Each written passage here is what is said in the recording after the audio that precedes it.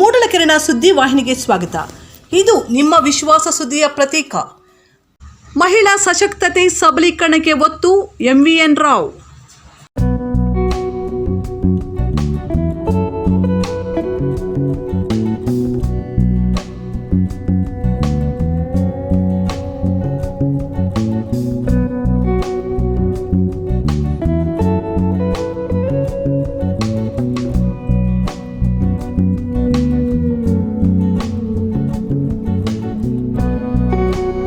ಮಹಿಳಾ ಸಶಕ್ತತೆ ಮತ್ತು ಸಬಲೀಕರಣಕ್ಕೆ ಒತ್ತು ನೀಡುವುದರೊಂದಿಗೆ ಸ್ತ್ರೀಯರನ್ನು ಹೆಚ್ಚಿನ ಸಂಖ್ಯೆಯಲ್ಲಿ ರೋಟರಿಗೆ ಸೇರ್ಪಡೆ ಮಾಡಿಕೊಳ್ಳುವ ಮೂಲಕ ದೇಶದಲ್ಲೇ ಮಾದರಿಯಾಗಿ ರೂಪಿಸುವುದಾಗಿ ರೋಟರಿ ಕೋಲಾರ ಲೇಕ್ಸೈಡ್ ಸ್ಥಾಪಕ ಅಧ್ಯಕ್ಷ MVN ರಾವ್ ಹೇಳಿದರು.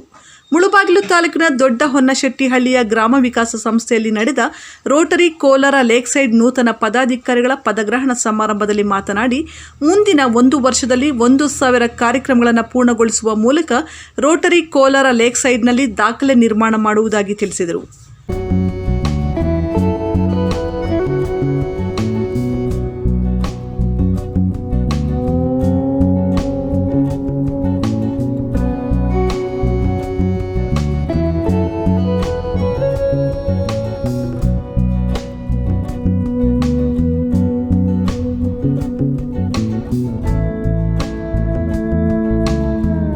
ವಿ ಶೇರ್ ಹ್ಯಾಪಿನೆಸ್ ಸಂಸ್ಥೆ ಪದಾಧಿಕಾರಿಗಳು ರೋಟರಿ ಕೋಲಾರ ಲೇಕ್ಸೈಡ್ ಸೇರ್ಪಡೆ ಆಗುವ ಮೂಲಕ ಆನೆ ಬಲ ತಂದುಕೊಟ್ಟಿದ್ದು, ಇದನ್ನು ಸಕಾರಾತ್ಮಕವಾಗಿ ಬಳಸಿಕೊಂಡು ರೋಟರಿ ಕ್ಲಬ್ ಅನ್ನು ಉತ್ತಮವಾಗಿ ಮುನ್ನಡೆಸುವುದಾಗಿ ತಿಳಿಸಿದರಲ್ಲದೆ, ಸ್ವಯಂ ಸೇವಾ ಸಂಸ್ಥೆಗಳ ಪದಾಧಿಕಾರಿಗಳನ್ನು ರೋಟರಿ ಸದಸ್ಯರನ್ನಾಗಿ ಮಾಡುವುದು ನನ್ನ ಗುರಿಯಾಗಿದೆ ಎಂದು ರಾವ್ರವರು ನುಡಿದರು.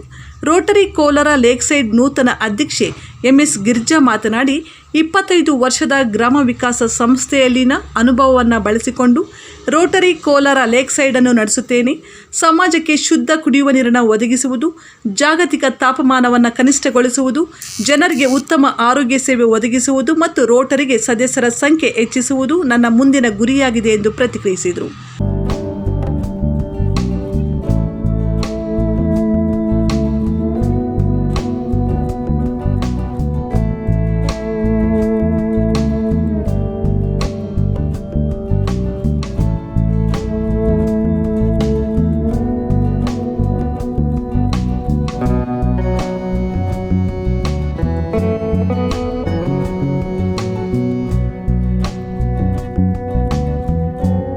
ಮುಂದಿನ ರೋಟರಿ ರಾಜ್ಯಪಾಲ BR ಶ್ರೀಧರ್ ಮಾತನಾಡಿ, ಸರ್ಕಾರಿ ಶಾಲೆಗಳಲ್ಲಿನ ಬ್ಲ್ಯಾಕ್ ಬೋರ್ಡ್ನಿಂದ ಬರುವ ಸೀಮೆ ಸುಣ್ಣದ ಧೂಳಿನಿಂದ ಮಕ್ಕಳು ಮತ್ತು ಶಿಕ್ಷಕರ ಆರೋಗ್ಯ ಹದಗೆಡುವ ಸಾಧ್ಯತೆ ಇರುವುದರಿಂದಾಗಿ ತಲಾ 5,500 ರು ವೆಚ್ಚದಲ್ಲಿ ಗ್ರೀನ್ ಬೋರ್ಡ್ ಅಳವಡಿಸುವ ಯೋಜನೆಯನ್ನು ಜಾರಿಗೆ ತರಲಾಗಿದ್ದು, ಕೋಲಾರ ಜಿಲ್ಲೆಯ ಎಲ್ಲ ಶಾಲೆಗಳಿಗೆ ಕಾರ್ಯಕ್ರಮ ತಲುಪಿಸಲು ರೋಟರಿ ಸದಸ್ಯರು ಮುಂದಾಗಬೇಕೆಂದರು.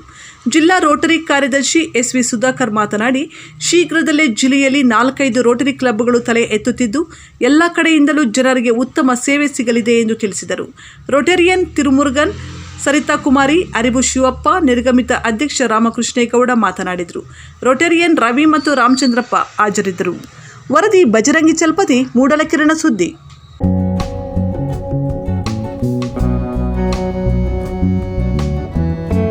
ತಕ್ಷಣ ಸ್ವೀಕರಿಸಿದ್ದೀವಿ ಆಲೋಚನೆಯನ್ನು. ನಂತರ ನಮಗೆ ಅನೇಕ ಬಾರಿ ಇಲ್ಲಿಗೆ ಬಂದು ನಮಗೆ ಹೇಗೆ ನಡೆಸಬೇಕು ಕ್ಲಬ್ ಅನ್ನೋ ವಿಚಾರದಲ್ಲಿ ಅವರು ಸಾಕಷ್ಟು ನಮಗೆ ತಿಳುವಳಿಕೆ ನೀಡಿದ್ದಾರೆ.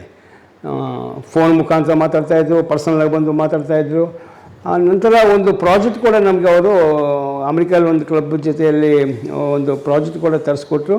ಆ ಪ್ರಾಜೆಕ್ಟ್ ಅನುಷ್ಠಾನ ಮಾಡೋ ಟೈಮಲ್ಲಿ ಕೋವಿಡ್ ಸಮಸ್ಯೆ ಉದ್ಭವ ಆಯಿತು. ಆಗ ಕಾರ್ಯಕ್ರಮನ ಮುಂದುವರಿಸ್ಕೊಂಡು ಹೋಗಲಿಕ್ಕೆ ಸಾಧ್ಯ ಆಗಿಲ್ಲ. ಅದರಿಂದ ಇವತ್ತು ನಾವು ಅವನ್ನ ನೆನೆಸ್ಕೋಬೇಕು ಅಂತ ನಾವು ನಮ್ಮ ಸಭೆಯಲ್ಲಿ ನಾವು ತೀರ್ಮಾನ ಮಾಡ್ಕೊಂಡಿದ್ದೀವಿ. ಇತ್ತೀಚೆಗೆ ಅವರು ನಮ್ಮನ್ನೆಲ್ಲ ಆಗಲೇ ಹೋಗಿದ್ದಾರೆ. ಅದಕ್ಕೋಸ್ಕರ ಅವರಿಗೆ ನಾವು ಗೌರವ ವಂದನೆ ಸಮರ್ಪಣೆ ಮಾಡಬೇಕಂತ ಒಂದು ಆಲೋಚನೆ. ಎರಡನೇದು ಅವರ ಪಕ್ಕದಲ್ಲಿ ಇನ್ನೊಂದು ಫೋಟೋ ಇದೆ, ಅದು ನಾರಾಯಣಸ್ವಾಮಿಯವರು ಈ ಕ್ಲಬ್ಬಿನ ಔಟ್ಗೋಯಿಂಗ್ ಟ್ರೆಷರರ್. ಅವರು ಇತ್ತೀಚೆಗೆ 3-4 ದಿನಗಳ ಹಿಂದೆ ಅವರು ನಮ್ಮನ್ನು ಬಿಟ್ಟು ಹೋಗಿದ್ದಾರೆ. ನಾರಾಯಣಸ್ವಾಮಿಯವರು ಬಹಳ ಅನುಭವ ಇರುವಂತಹ ಒಂದು NGO ಮುಖ್ಯಸ್ಥರಾಗಿ ಭಾಳ ವರ್ಷಗಳ ಕೆಲಸ ಮಾಡಿದವರು ಬಂಗಾರಪೇಟೆ ತಾಲೂಕಲ್ಲಿ. ಹಾಗಲ್ಲದೆ ಬೇರೆ ಬೇರೆ ಜಿಲ್ಲೆಯಲ್ಲಿ ಚಿಕ್ಕಬಳ್ಳಾಪುರ, ಬೇರೆ ಬೇರೆ ತುಮಕೂರು, ಬೇರೆ ಬೇರೆ ಜಿಲ್ಲೆಗಳು ಕೂಡ ಸಾಕಷ್ಟು ಕೆಲಸ ಮಾಡಿದ ಅನುಭವ ಇರೋ ವ್ಯಕ್ತಿ ಅವರು. ನಮ್ಮ ಕೋಲಾರ ಜಿಲ್ಲೆಯಲ್ಲಿ ಎನ್ ಜಿ ಒಗಳ ಒಂದು ಒಂದು ಒಂದು ಏನು ಹೇಳ್ತೀವಿ ಒಂದು ಒಕ್ಕೂಟ ಆಗಬೇಕಾದ್ರೆ ಅವರ ಕೊಡುಗೆ ಬಹಳ ಇತ್ತು. ಅವರು ಒಂದು ದಿನ 2012ಗೆ ಮೊದಲು ಐ ಥಿಂಕ್ ಬಿಫೋರ್ ಅಕ್ಟೋಬರ್ 2012 ಅವರು ಒಮ್ಮೆ ನಮ್ಮಲ್ಲಿಗೆ ಬಂದು ನಮ್ಮ ಎನ್ ಜಿ ಒ ಸಾಕಷ್ಟು ಕೆಲಸ ಮಾಡ್ತಾಯಿದೆ, ನಮ್ಮ ಎನ್ ಜಿ ಒಗೆ ತಾವು ಯಾಕೆ ಸಹಾಯ ಮಾಡಬಾರ್ದು ಅಂತ ವಿಚಾರ ಬಂದಾಗ ನಾನು ಅವ್ರಿಗೆ ಹೇಳಿದ್ದೆ, ನಾವು ಒಂದೊಂದು ಎನ್ ಜಿ ಒ ಜೊತೆ ಕೆಲಸ ಮಾಡಲಿಕ್ಕೆ ನಮಗೆ ಆಸಕ್ತಿ ಇಲ್ಲ, ಒಂದಷ್ಟು ಎನ್ ಜಿ ಒಗಳು ಒಂದು ಕಡೆ ಸೇರಿದರೆ ಒಂದು ಫೆಡರೇಷನ್ ಮಾಡಿಕೊಂಡ್ರೆ ಆ ಫೆಡರೇಷನ್ ಮುಖಾಂತರ ಕೋಲಾರ ಜಿಲ್ಲೆಯಲ್ಲಿ ಕೆಲಸ ಮಾಡಲಿಕ್ಕೆ ಸಾಕಷ್ಟು ಅವಕಾಶಗಳಿವೆ, ಆ ನಿಟ್ಟಿನಲ್ಲಿ ಸ್ವಲ್ಪ ಯೋಚನೆ ಮಾಡಿ ಅಂತ ಹೇಳಿ ಅವರು ಅವ್ರ ಸ್ನೇಹಿತರು ಇಬ್ಬರು KGF ಅಲ್ಲಿ KGF ಅಲ್ಲಿ ಒಬ್ಬರು ರಾಜೇಂದ್ರನ್ ಅಂತ, ಇನ್ನೊಬ್ಬರು ರಾಜಣ್ಣ ಅಂತ ಮಾಲೂರು ತಾಲೂಕಿನವರು. ರಾಜಣ್ಣವರು ಕೂಡ ಒಂದು 2 ವರ್ಷಗಳ ಹಿಂದೆ ಅವರು ನಮ್ಮನ್ನು ಆಗಲೇ ಹೋಗಿದ್ದಾರೆ, ಅವರು ಇಲ್ಲ ಈಗ ನಮ್ಮ ಮುಂದೆ ಇಲ್ಲ, ನಮ್ಮ ಜೊತೆಯಲ್ಲಿ ಇಲ್ಲ ಅವರು ರಾಜಣ್ಣವರು, ಅವರು ಮತ್ತು ನಾರಾಯಣಸ್ವಾಮಿ ಅವರು ಮತ್ತು ರಾಜೇಂದ್ರನ್, ಈ 3 ಜನ ವ್ಯಕ್ತಿಗಳಿಂದ ಒಂದು ಮಾತುಗಳಿಂದ ಅವರ ಒಂದು ಶ್ರಮದಿಂದ ನಾವು ಕೋಲಾರ ಜಿಲ್ಲೆಯಲ್ಲಿ ಕಲೆಕ್ಟಿವ್ ಆ್ಯಕ್ಷನ್ಸ್ ನೆಟ್ವರ್ಕ್ ಅಂತ ಎನ್ ಜಿ ಒಸ್ನ ಸೇರಿಸಿ, ಸಣ್ಣ ಸಣ್ಣ ಎನ್ ಜಿ ಒಸ್ನ ಸೇರಿಸಿ ಇವತ್ತು ಒಂದು ಹಂತಕ್ಕೆ ಎನ್ ಜಿ ಒಸ್ ಎಲ್ಲ ಬರಬೇಕಾದ್ರೆ ಅದರಲ್ಲೊಬ್ಬ ಮುಖ್ಯ ಕಾರಣಕರ್ತರು ನಾರಾಯಣಸ್ವಾಮಿ ಅವರು. ಅದಕ್ಕೋಸ್ಕರ ಅವರು ನಮ್ಮ ಔಟ್ ಗೋಯಿಂಗ್ ಟ್ರೆಜರರ್ ಕೂಡ ಕೆಲಸ ಮಾಡಿದರು. ಅದಕ್ಕೋಸ್ಕರ ಈಗ ನಾವು ಅವರಿಬ್ಬರ ಗಣ್ಯ ವ್ಯಕ್ತಿಗಳ ಆತ್ಮಶಾಂತಿಗಾಗಿ ನಾವು 1 ನಿಮಿಷದ ಕಾಲ ಅವರಿಗೆ ಮೌನಾಚರಣೆ ಮಾಡಿ ಅವರ ಮೂಡಲಕಿರಣ ಯೂಟ್ಯೂಬ್ ಚಾನಲ್ ಅನ್ನು ತಪ್ಪದೇ ಸಬ್ಸ್ಕ್ರೈಬ್ ಮಾಡಿ, ಲೈಕ್ ಮಾಡಿ, ಶೇರ್ ಮಾಡಿ. ನಮ್ಮ ಮುಂಬರುವ ಎಲ್ಲಾ ವಿಡಿಯೋಸ್ಗಳಿಗಾಗಿ ಪಕ್ಕದಲ್ಲೇ ಇರುವ ಬೆಲ್ ಬಟನ್ ಅನ್ನು ಒತ್ತಿ.